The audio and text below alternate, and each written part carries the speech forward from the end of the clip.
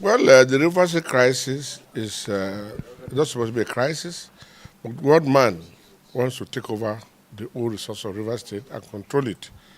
We want to behave like Tinubu in Lagos. And the Rivers people are saying no.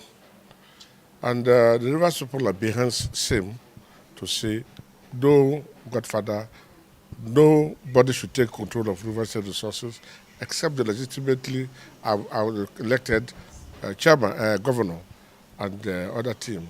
Things should work well. We don't want a situation where one man will be building flyover only in this local government. We want to make sure River State is developed as same is developing the state. It develops every part of the state. It's not developing one section of the state. That is what River State want. And so we are not in support of what is going on in the River State. The Rivers elders are not also in support of what is going on in River State. The men and women of River State are not even support of what Wike and his team are trying to do. Be that as it may, Supreme Court has given a judgment. They are the apex law body in the country. But let us objectively look at the Supreme Court judgment. I'm not a lawyer. First, you are dissolving a local government council election. And you are citing Electoral Act 2022. If you go to the first page of Electoral Act 2022, it is clear that that law is meant for federal and state elections. Then it says the Abuja, Federal Capital Territory, Abuja. These are the three bodies that law is meant for. That law is not meant for the local government elections in the states. And you did not look at the local government elections or laws, and you are just passing your judgment based on that. It shows that they are biased or they are compromised. Nobody can question Supreme Court, but the God will question Supreme Court. That shows their bias. All they are trying to do is to cage the governor and twist him to do what they want him to do. That's what they are trying to do. And I'm saying that this matter is not only Wike. We can see the hand of Mr. President in it. Otherwise, this is not the type of judgment we expected. We are also expecting that the Supreme Court will revise itself on the issue of deflection. They have issued past judgment in Cross River State. They have passed judgment in Ebonyi State, Ondo State, even Kogi State and other parts. That when you leave your party to another party as an elected member of the House of Assembly, out of representative or Senate, you automatically lose your seat. Section 109G is very clear. So we want to see if the Supreme Court will revise itself to say that law is no longer relevant. They have done so many things in the past. And I pray that they will not truncate this democracy. That judgment is asking for anarchy. They're asking for anarchy in River State so that they can take opportunity to say they're declaring a state of emergency. They should realize that River State is the capital of South-South and the Niger Delta. And anything happening to River State affects everybody. And if we decide today there will be no oil again for Nigeria, as you are not giving us allocation, Nigeria should not get allocation. It will be done. But we have a peaceful governor who is saying, forget that.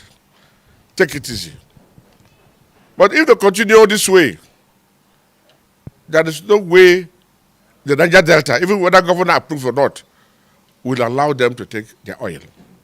Because if you can restrain us from taking our oil, money from our oil, if you can stop us from spending our money, then you should not spend also. But we have not come to that. I strongly believe that the Niger Delta is watching. PONDEV has spoken. That's the highest body in the Niger Delta. They have spoken and they've advised the Supreme Court to revise itself. Let us see how the drama plays. And I pray we will not get to the extent where the Niger Delta will wake up to say no.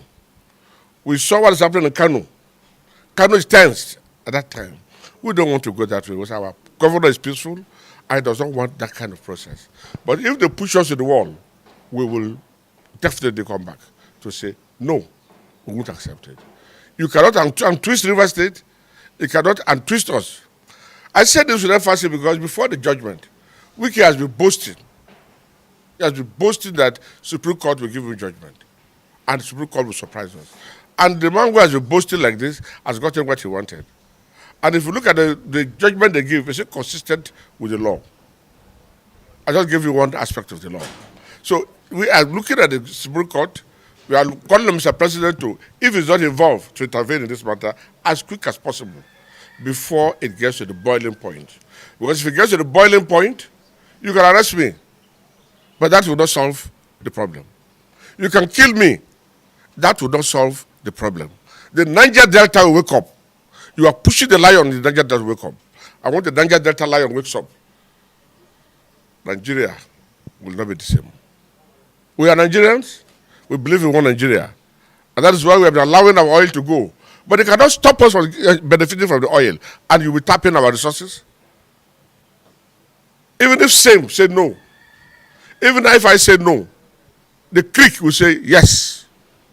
The creek is angry. The people in the creek are angry. We're only asking them to calm down. The governor is saying peace. And so we are following the governor to say peace. Otherwise, Nigeria will know that Niger Delta is not happy.